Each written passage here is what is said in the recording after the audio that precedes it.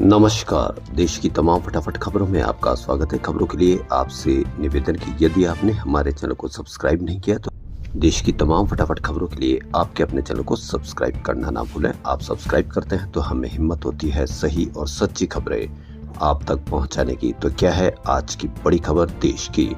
अखाड़ा कांग्रेस ने सजाया, मेडल भाजपा ने जीता।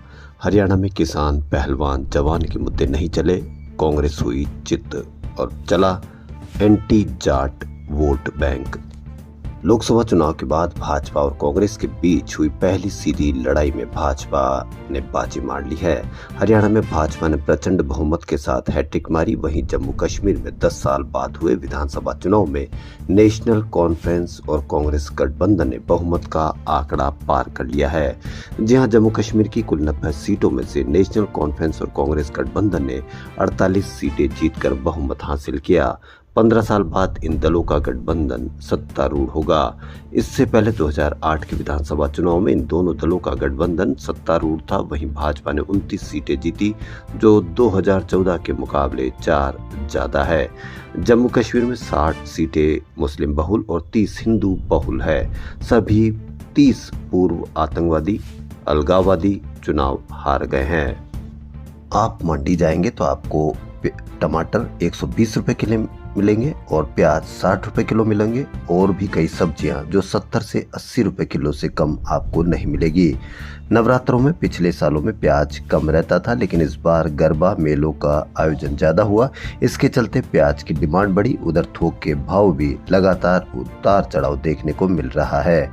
यानी कि 60 रुपए किलो से अधिक प्याज और 100 रुपए से अधिक किलो टमाटर मिल रहे हैं, लेकिन फिर भी आपको कोई फर्क नहीं, क्योंकि आप दूसरे कामों में पूरी तरीके से लगे हुए हैं।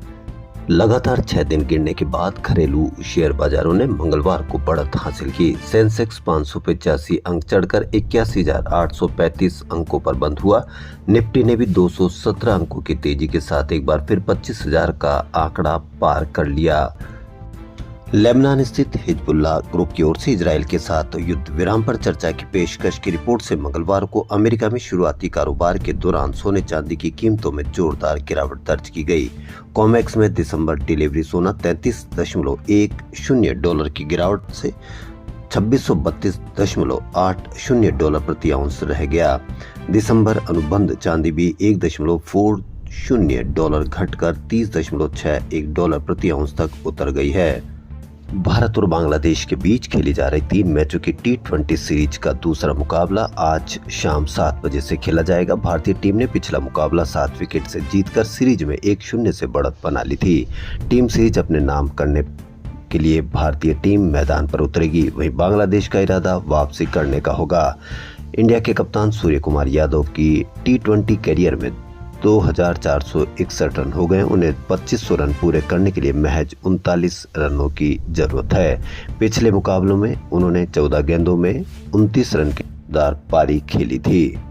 केदारनाथ मंदिर के कपाट 3 नवंबर को बंद कर दिए जाएंगे। बद्रीनाथ केदारनाथ मंदिर समिति के मुख्य पदाधिकारी विजय प्रसाद थपलियाल ने बताया कि परंपरा के अनुसार मंदिर के कपाट शीतकाल के लिए भाई दूज के अवसर पर बंद होंगे। उन्होंने बताया कि इसे अगले साल अप्रैल मई के दौरान खोले जाएंगे। मालदीव के राष्ट्रपति मोहम्मद मोइजू इन दिनों भारत की यात्रा पर है। अपनी यात्रा के दौरान वह मंगलवार को ताजमहल देखने आगरा पहुंचे। इस दौरान उन्होंने उसके इतिहास और मुगल बादशाह शाहजहां की लव स्टोरी को जाना। मोइजू ने कहा कि मैं जितना सोचता था ये उससे भी ज्यादा खूबसूरत है। उनके साथ उनकी पत्नी साजिदा मोहम्मद भी ताजमहल देखने गई थी। इस दौरान मोइजू को यूपी सरकार के मंत्री योगेंद्र उपाध्याय ने ताजमहल की प्रतिकृति भेंट की। इलाहाबाद हाईकोर्ट ने मंगलवार को एक मामले की सुनवाई करते हुए कहा कि लिव इन में रहने वालों पर भी दहेज हत्या व दहेज उत्पीड़न का केस दर्ज हो सकता है। दहेज हत्या के केस के लिए जोड़े को पति पत्नी की तरह जीवन यापन करना ही पर्याप्त है। राष्ट्रपति द्रौपदी मुर्मू ने मंगलवार को देश भर के सिनेमा को सम्मानित करने वाले 70वें राष्ट्रीय फिल्म पुरस्कार में दिग्गज स्टार मिथुन चक्रवर्ती को दादा साहेब फाल्के पुरस्कार प्रदान किया। भारतीय फिल्म उद्योग कैलेंडर में सबसे प्रतिष्ठित पुरस्कार समारोह में संगीतकार AR रहमान को सर्वश्रेष्ठ पृष्ठभूमि संगीत, ऋषभ शेट्टी को सर्वश्रेष्ठ अभिनेता का पुरस्कार और नित्या मेनन को और मानसी पारेख को सर्वश्रेष्ठ अभिनेत्री का सम्मान मिला। राष्ट्रपति ने कुल 85 पुरस्कार विजेताओं को सम्मानित किया। राष्ट्रपति मुर्मू ने कहा कि पुरस्कार विजेताओं की कुल संख्या 85 से अधिक है, लेकिन महिला पुरस्कार विजेताओं की संख्या केवल 15 है।